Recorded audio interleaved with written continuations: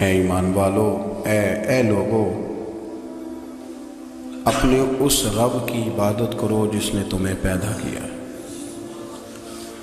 والذین من قبلکم، اور ان لوگوں کو بھی پیدا کیا ہے جو تم سے پہلے تھے۔ تمہیں عبادت کا نفع یہ ملے گا لعلکم تتقون، کہ تم پرہیزگار ہو جاؤ گے۔ عبادت اس لیے کرو کہ اللہ نے تمہیں پیدا کیا ہے، اور اس لیے کہ تم سے پہلے لوگوں کو بھی اللہ نے پیدا کیا ہے۔ اور پھر ارشاد فرمایا کہ الذی جعل لکم الارض فراشا، وہی رب ہے جس نے تمہارے لیے زمین کو فرش بنایا ہے، والسماء بناء، اور آسمان کو چھت بنایا ہے، وانزل من السماء ماء فاخرج به من الثمرات رزقا لکم،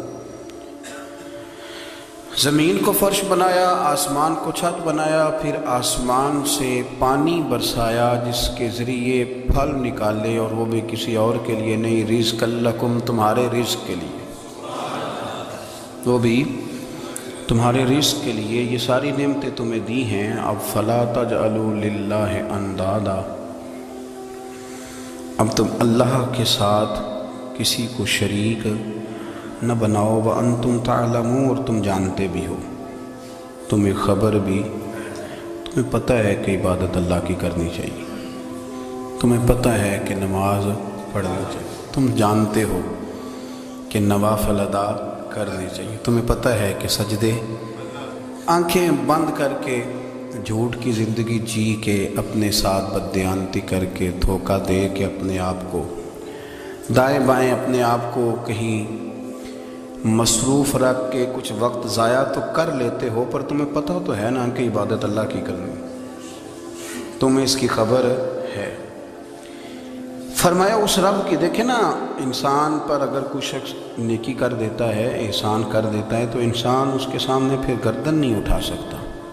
یار یہ میرے مشکل وقت کا دوست ہے، اس نے میرے ساتھ نیکی کی ہے، کبھی بھی گردن نہیں اٹھائے گا، جھکا کے رکھے گا۔ تو اگر عام کوئی نیکی کر دے تو اس کے سامنے انسان کبھی گردن نہیں اٹھاتا، تو جو رب ساری نعمتیں عطا فرمائے،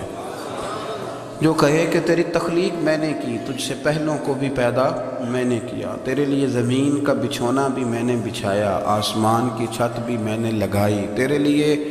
زمین سے ساری اناج کو، پھل کو، کھیتیوں کو نکالا بھی تیرے لیے،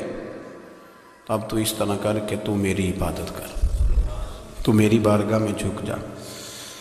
بہت سارے نشے لوگوں کو لگے ہوئے ہوتے ہیں، ہر آدمی کوئی نہ کوئی نشہ کرتا ہے، کوئی دولت کا کرتا ہے، کوئی شہرت کا کرتا ہے، کوئی اپنی تعریف کا نشہ کرتا ہے، دو چار لوگوں سے تعریف سن کے مطمئن ہو جاتا ہے۔ ناراض تو نہیں ہو گیا اس جملے سے؟ آپ کرتے ہیں لوگ دولت کا نشہ بھی، یہ جب نقصان ہوتا ہے تو بندے بیمار نہیں ہو جاتے؟ پیسے ڈوب جاتے ہیں تو لوگ بیمار نہیں ہو جاتے؟ تو اس کا مطلب یہ ہوتا ہے کہ نشہ ٹوٹ گیا ہے۔ اب بہک ہوئے ہیں نا تھوڑے سے تو کانپتے ہیں، تڑپتے ہیں، پریشان، نشہ ہی اسی طرح ہی کرتا ہے نا، نہیں ملتا تو پریشان ہوتا ہے۔ یہ سارے نشے ہیں، مختلف قسم کا نشہ۔ اب مانتے نہیں اس بات کو، تسلیم نہیں کرتے، کیونکہ تسلیم کرنا بڑا مشکل کام ہے، اس کے لیے تو بڑی ساری چیزیں جو ہیں وہ دبوچ کے اور بڑی سارے رستے پھلانگ کے آنا پڑتا ہے، تو بڑا مشکل ہے ماننا، ورنہ کرتے ہیں ہم، ہمارا مزاج ہے۔ یہ گھومنے پھرنے کا، دنیا دیکھنے کا بھی ایک نشہ ہے، یہ بہت ساری باتیں